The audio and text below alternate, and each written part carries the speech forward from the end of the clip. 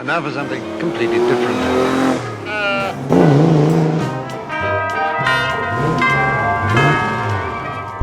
Ding dong! It's your old mucker, Terence Timmington Smythe. Back by popular demand. Been away for a couple of years, of course, care of Her Majesty. But now thankfully I'm back, and I'd like to share with you some of our latest inventory. Whoa. And here we are, ladies and gentlemen, my latest selection of Brough Superior motorcycles. On my right is the old 24 SS80 model, guaranteed 80 miles an hour, and she ain't half horny. Magnificent. Now we come to the 1926 Alpine Grand Sports SS100 model. Guaranteed for 100 miles per hour, and you've got the old sherry cases on the back. Very useful indeed. Cheers. Please note, Tippington Smythe Motors are a subsidiary of the TTS Motor Corporation and do not condone the use of motorcycles whilst inebriated with liquor, nor do we offer any form of guarantee in respect of mileage, authenticity or roadworthiness to any of the aforementioned vehicles. With Terry in the saddle, you can be guaranteed there ain't no BS here. Cracking pair. The old ex-CF Edwards SS100 Pendine. Gosh, I really ought to lose some of those miles. This little number was guaranteed for 110 miles an hour. She's won at Southport, she's won at Pendine, and she doesn't half go. Fwah!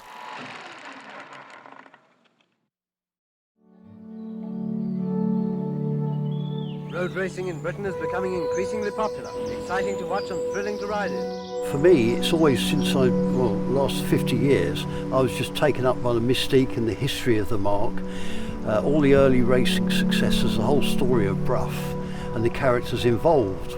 Lap after lap, these two-wheeled speed kings flung themselves round the sloping bends like flies on a wall. At that period, if you held the title as producing the world's fastest bike, that would be a fantastic sales ploy. Oh yes, I think George Brough, who I never met, according to legend, was the ultimate salesman.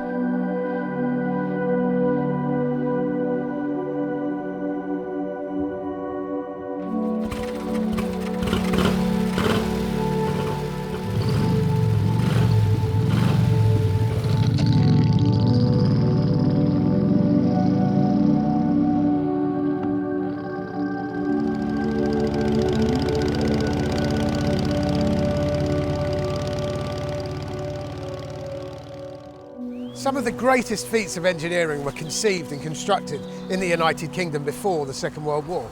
When we think of planes, we think of the Supermarine Spitfire. When we think of cars, we think of W.O. Bentley. And when we think of motorcycles, we think of Brough Superior, the world's first superbike. By the turn of the 20th century, the motorcycle had firmly established itself as a practical and cost-effective alternative mode of transport to the motorcar. And between 1900 and 1910, some of the greatest motorcycle manufacturers of all time were conceived, including the likes of famed American bike builders Harley-Davidson and Indian, and British brands such as Norton, Triumph and W.E. Brough. Naturally, as public interest grew in the two-wheeled machines, so did competitive motorcycle racing. And with the opening of the banked circuit at Brooklands in 1907 and the growing popularity of board track racing in the United States, manufacturers set their sights on developing faster and more powerful race-winning machines with the intention to help sell their road-going production bikes. George Brough was born in Nottingham on the 21st of April 1890, the son of William Brough, an engineer and founder of the W.E. Brough & Co. company, a motor engineering company that initially produced a Didion-powered car, then a Didion-powered tricycle and various motorcycles, no doubt taking his inspiration from the local Raleigh Cycle Company, also located in Nottingham. George's interest grew in competition motorcycles and was ingrained from the earliest age. George would continue to compete successfully on two wheels for the next 30 years, initially on one of his father's machines and from 1919 onwards on his very own sporting motorcycle, the Brough Superior, which would later go on to dominate pre-war motorcycle racing and trials events, achieving multiple speed records and world land speed records that included Noel Pope's fastest ever lap for a solo machine at Brooklands, timed at 124.51 miles an hour, and Eric Ferneyhough's supercharged world record flying kilometre at a staggering 169.79 miles an hour in 1937. He realised that competition was the name of the game when it came to selling superbikes. The race bikes would have been developed by professional racers like Freddie Dixon, who built his own.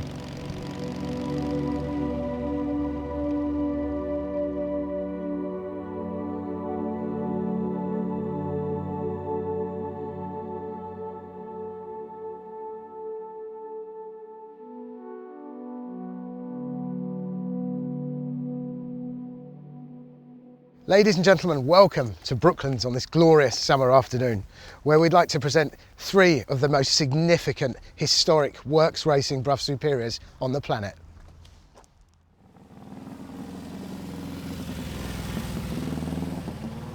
This is a very special bike. It's got a very well documented history. It was built specially by Freddie Dixon with help from the Brough Works, but he made it to his specification in 1927. And you'll notice going around it, it's different from the other Broughs. It's got reinforced forks at the front with these webs either side of the castle forks to reinforce them. The frame is rather different from standard. Right. It's shorter in wheelbase, and the back end is a different pattern of hanging the gearbox. His idea was that he wanted it more compact. Low centre of gravity. It was quite successful in 1927 with Dixon. He got a Gold Star medal here at Brooklands for doing 100 mile an hour around the circuit with a sidecar. Wow. He was the first sidecar outfit to do that here. Only 20s one, isn't it? Yeah. Yeah. So then subsequently two other Broughs got a Gold Star for doing the same 2 or 3 years later, but he was the first. No, but he didn't. He attempted a world speed record with it in 27 in France, and he had it going 130 one way and then seized it on the return journey, so it wasn't ratified as a proper 130 record. miles an hour? 130 mile an hour. That Without was a supercharger? That's right, just normally aspirated. Okay, that's serious. Then taken over by Bert Levac. And he was the head of the Jap engine design team? Research and development, Right, Jap. okay. Very And well regarded vintage racing. Bert Levac took this bike to France, to Arpajon and the Montlhéry circuit. Firstly, he lapped Montlhéry and had it certified as doing 125 miles an hour round the Montlhéry banking, which was a world record in those days, and everyone was astonished because they were in some doubt whether a man could breathe at 125 mile an hour. And then he went on in the same week, he took it to Arpajon down the road, where they in those days used to be able to close the main road, and he registered a speed of 129.05 miles an hour as a mean of 2 ways. So this was the fastest bike on the planet? That's right. Right. Sadly, it only lasted for 3 months because in those days this was the ultimate record, the world speed record. Yeah. It's called the Flying Kilometre. That was effectively what everyone looked at as being the world record, the Flying Kilometre, rather than the standing start. So it was heavily contested, and there was people like Joe Wright and everyone having a bash at it. Hen on supercharged BMW. Yeah, okay. Who kept taking it back, didn't he? Yeah, yeah. At that period, you know, if you held the title as producing the world's fastest bike, that would be a fantastic sales ploy for your robot. So George Brough was ever ready to use that, obviously. No doubt about that. And obviously the name Brough Superior in itself is quite a sort of triumphant name, isn't it? It was, and legend has it that he upset his father because his father used to produce bikes under the Brough name from 1900 whatever onwards, and then his son was a bit uppity and upset his father by calling his bike. About that. We'll not go there. How about? Okay, tell us about this one. This is a 1927 Pendine.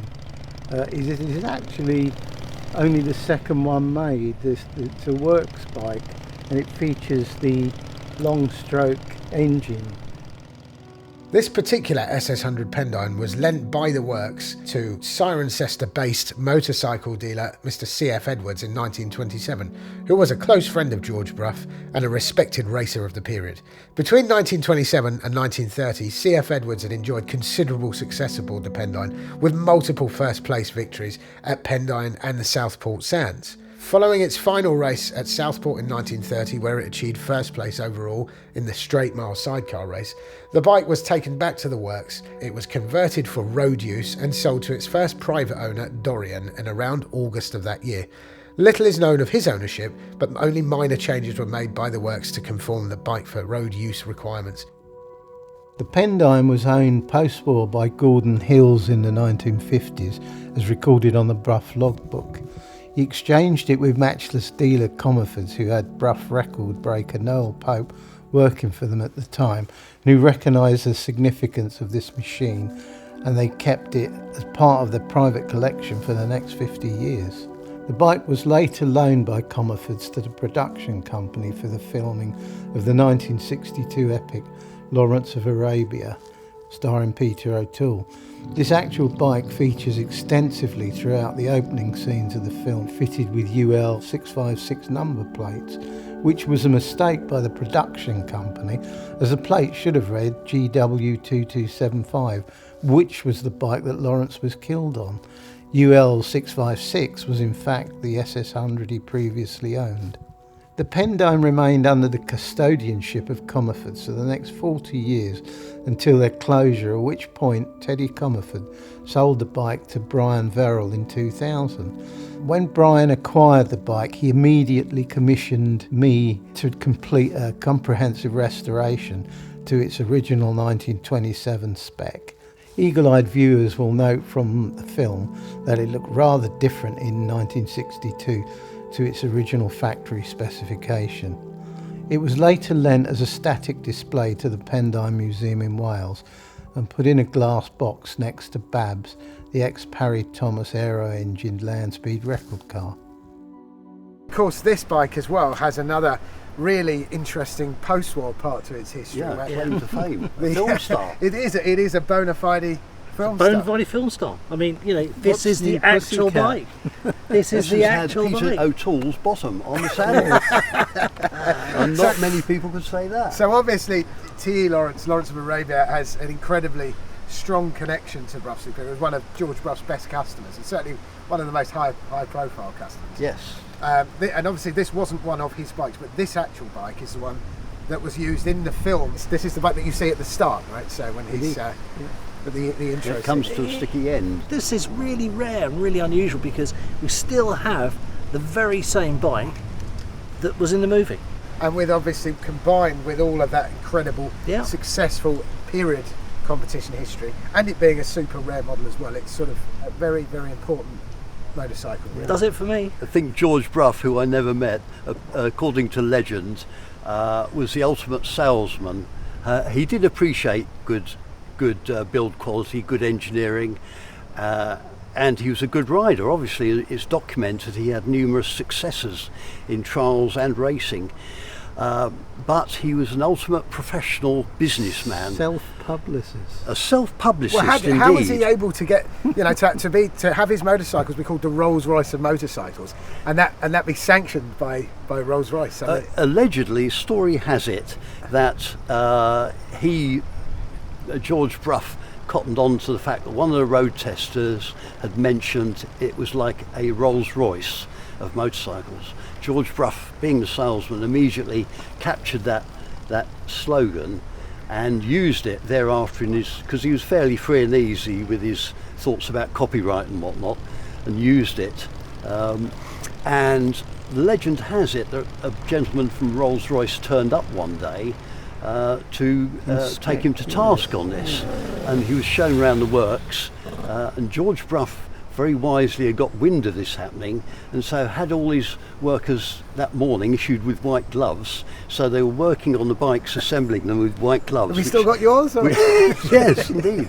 And the man from Rolls went round and was highly impressed by this. Little did he know he was having his trousers pulled down at the time. But But that stuck, that legend has stuck, and apparently Rolls-Royce virtually signed it off and said, okay, that's okay, and didn't make a fuss. But it's a lovely legend. Whether it's true or not, we don't know. It's a great story. But we like that. Yeah. It was owned by the works and lent to C.F. Edwards, who'd already bought a 1925 SS100, and he sand raced, and he found that his short stroke bike was being beaten all the time by the purple bike, so he got the works to lend him this, and he immediately started beating the purple bike with this.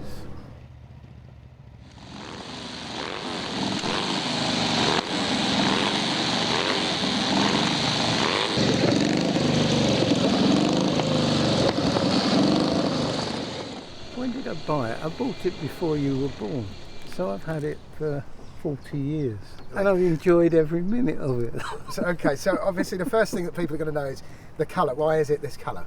The works owned it originally, and then they sold it on to Jack Cunliffe, and his family used to have horses to race. They had a stable, and his sister May Cunliffe raced Bentleys, and the family's racing colours was this mauve finish. Right.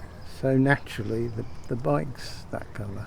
And It is in fact the only Brough ever painted that colour.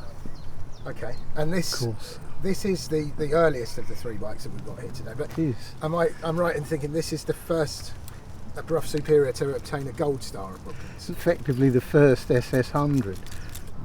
Geiler lapped at 103 in the experts 3-lap handicap race, 10th of April 1926. So for so that. this would have, not only would it have raced at Brooklands, but it was at Pendine and Southport and It was only at Brooklands when it was a works bike, but once it was sold to Jack Cunliffe, it was sand raced. right. Although he did actually use it for the Ulster Grand Prix. I think he came second on it in 27 or 26. I mean, I just imagine back in the day, anybody who rode this on Avgas with beaded edge tyres and rough gravel roads must have been an absolute nutcase. Yeah, that's. I mean, it's furiously quick. Yeah. I mean, it's a methanol bike. and It's very, very tall geared. I mean, you can see why it got a Brooklands Gold Star. And I have actually ridden it here on the banking, and it's. How was that? It's an experience. Okay. You have to fight it. I mean, it really is quite powerful bike. I mean, really surprising for how early it is. You know, very early 2500. It's phenomenally quick. The first gear will do probably 40, 50 miles an hour. Wow. And it's a 3-speed gearbox. And it's a 3-speed gearbox. Right, by Sturmey Archer. Yeah, so it doesn't much like doing 10 miles an hour. No, it certainly That's what you complains. can testify for that. Well, when you ride it, I mean, you've got so much to think about, obviously, but you tend to focus on keeping the advance, making sure the throttles, because there's no tick over, obviously. And I've found that with a hand change, when you don't need to look down anymore, you know you can ride it. So you sort of feel your way through it. Obviously, the exhaust pipes on this are pretty wacky. So, what's Well, the they're Brooklands cans. right? Okay. Yeah. So, For sound deadening. yeah, I read that only a few years after they opened the circuit, already the residents locally complained about the amount of noise that everybody was They creating. came out in 1924. Yeah. Okay. And Brooklands do you think that cans. they restricted the power much on these bikes? No. Right. Okay. No. No. But Did they actually look make the them any business. quieter? Oh, yeah, slightly, They yeah. did. Okay. Great. But you know, you're really crouched in there with these George Dance knee grips. The old George Dance knee grips. Yeah. And it's basically meant for a sort of prone. You can see the bars are low, so there's not much lock. It's meant to go round at 100 Yeah, plus furious, miles yeah. an hour. And it has lapped this circuit. So at that over- 100, yeah. Yeah. Okay. Fantastic. Thanks very much. We're joined today by lifelong enthusiast and Vice Chairman of the Brough Superior Club, Mr. Howard Wilcox. Hello, Hello, Dylan. Nice to see you, Howard. And you, what a splendid lineup. Thank you for joining us. So please talk us through these wonderful machines. Okay, I will do my best. Now, this is an example of the early Brough Superior with the open frame, which is the type that Brough started with in 1921. Right. An SS80 with a 1000cc Jap motor. It's been restored as a racer with the dropped handlebars and the mousetrap carburettor, no touring equipment. These are removable for racing, these bits. Those are the silencers, and they were known as the lamp glass silencers. It's a 3-speed hand change gearbox made by Sturmey Archer. The engine is an example of Jap's finest at the time. That's a 4-cam side valve. A very quick bike because it's very light, as you can see. There's not much to it. George Brough raced a similar model called Old Bill, and I think it was 53 events he entered, and he won 52 of them. So wow, a stunning formidable machine. This is only 1 year younger than that one, but you see, has a full cradle frame. They gave a lot more rigidity. It's a similar motor to this. It's another SS80 from 1924, but this one is in touring guise with the headlight. Yes, these handlebars are slightly less aggressive than the other ones. A bit more, a different type of exhaust system, but a very capable machine. They are reliable, comfortable and very durable. Yeah, the first saddle tank ever used on a bike, and it really is the jewel in the crown of the Brough Superior design. Absolutely stunning. Looks as good as they go. So we move on to this rather special machine. Yeah, this is the example of the flagship model, the SS100. This was a stunning machine in late 24 when it was introduced at the Olympia show. Capable of 100 miles an hour and guaranteed to do 100 miles an hour. George Brough would supply a certificate to say it had achieved that speed. Developed from the racing models. And this is, looking at it, this is very similar to what Lawrence of Arabia would have ridden. Yes, he had an example of this. This is an Alpine Grand Sport from 1926. It's got the short stroke KTOR motor.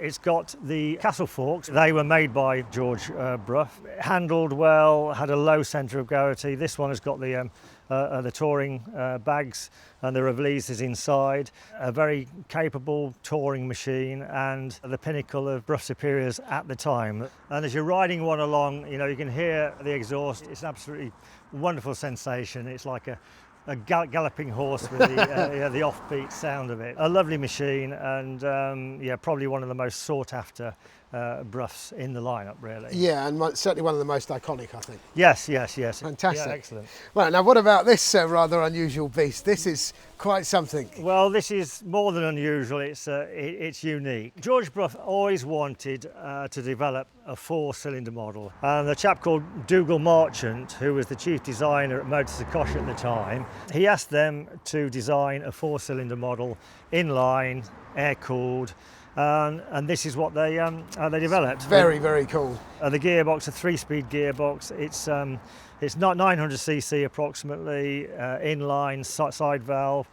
It's a very smooth machine, but a stunning machine with the twin headlights. Yeah, these are great. That's a really attractive feature of this bike. And I see it's got this sprung frame as well. Yeah, this was the first year of the Bentley and Draper cantilever sprung frame. Yeah, a nice smooth touring machine, but unfortunately wasn't a success commercially. Right, we now move on to the overhead valve 680. Yeah. This was introduced in 1927. Right. This is a 1933 model. Obviously slightly lower on power, lighter, more manageable than the 1000 cc's, but very sweet bikes to ride. They were made from, let's say, 27 through to 1935, and they were a good seller for Broughs. They were very popular. They would pull a sidecar fine, and easy to start, pretty easy to live with. Although you couldn't do the sustained high speeds that the SS100s or the SS80 could achieve. The engines were slightly more delicate. A good-looking bike as well. Yes, Really, yeah, that's right. As I handsome say, machine. at a distance, people mistake them for the SS100 because the overhead valve and the rocker Yeah. boxes and so forth. It's easy to see why. Yeah. Look very similar. So sweet bikes. And now we move on to something completely different almost. Yes, that's right. I mean, the Jap engines were getting a bit outdated. Really, by the mid-30s, the industry had moved on, and so George Brough in 35 decided to move over from the Jap engines to the matchless engines, and this is an example of the early matchless engined SS80. So a dry sump lubrication, not as sporty as the Japs, but far more reliable and easier to live with. George Brough he was getting older, he lost his sporting pretensions, he wasn't racing then, and he was more into the touring. So these were more touring machines than the earlier Jap machines, which were the racing, and they matured as George Brough matured with age. And these were quite popular with the police as well, I think. Yes, all the 30s machines were, they were quick. The 1150s, which is a sort of Jap version of this with a slightly bigger engine and a 60-degree V-twin. This is a 50-degree V-twin. That machine was also very popular. In fact, the club owns an example of the matchless SS80, which we loan out to club members who don't have a Brough themselves. You don't have to be a Brough owner to be a member of the Brough Superior Club. Lovely. A little plug for the club there. Yeah, but really. it's a very user-friendly bike, and lovely. Brilliant. And now, obviously, this rather well-used example that's pretty familiar to you. So tell us the story of this one. Well, I've owned this bike since 1989. It was too nice to restore, so I just put it together and I've used it ever since. How many miles do you think you've covered on this bike? Before I hang my riding boots up, I want to do 100,000 miles on this bike. Wow. And I'm up to 93,000 miles. Good for you. I was in Sardinia on it about 4 weeks ago, and I'm going to Portugal on it in 10 days' time. So it gets used. It's extremely reliable. It's an example of the matchless engine. It's a bulletproof bottom end, but if you look, it's got the hairpin valve springs and the overhead valves. It's got a huge tank. It's got a range of 300 miles and rear suspension, which is the plunger system, as opposed to the Bentley and Draper that we saw earlier. I absolutely adore this bike. Very, very cool indeed. Yeah. So I think quite a range there, and you can see how they've progressed over the years. Yeah, it's amazing to look at them all together. But thank you very much for talking us through all that. A pleasure.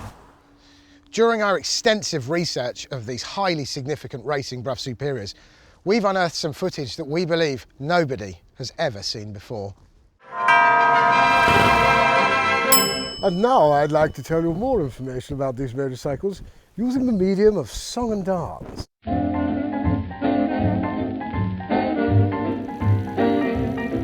It's the Brough Superior, far from inferior, race-winning motorcycle of the period.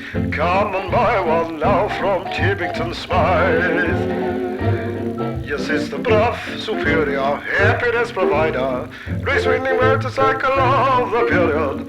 Come and buy one now from Tibbington Smythe. With the J Prestwich engine, you're guaranteed to win the race. With V-twin power and overhead valve, be sure of a jolly good pace. So it's the Brough Superior, happiness provider, race-winning motorcycle over the period. Come and buy one now from Tibbington Smythe. Over to you, Bobby! Don't just take our word for it. Hear the voices of some of our loyal international punters. Hello, friends and motorcycle lovers. My name is Henk van Volker de Plank. My friends call me Tony Two-Stroke. God knows why, don't ask. I m'appelle Jean-Claude Renard. When I was looking for a special motorcycle of V-twin power, I looked for the Brough Superior brand. I needed a mode of transportation that was fast. I don't know why, I just, I wasn't getting chased by nobody or nothing. Down Tibbington Smythe. I have bought a many motorcycle from him over the year, and I have to say it is Wonderful experience. One dealer in England, and I will recommend him with my heart. And I will say, he is a perfect man. The motorcycle is still working perfectly. He said, yeah, sure, I know Tony T. I said, Tony T, I need a motorcycle. I need something like a Brough Superior. You got that for me? He says, yeah, sure. Without a question, I am going to buy it from him. So the next thing, I bought a motorcycle. What am I going to tell you? A big thumbs up for the Terence Tivoli Schmid, okay? He's number one in English. Huh?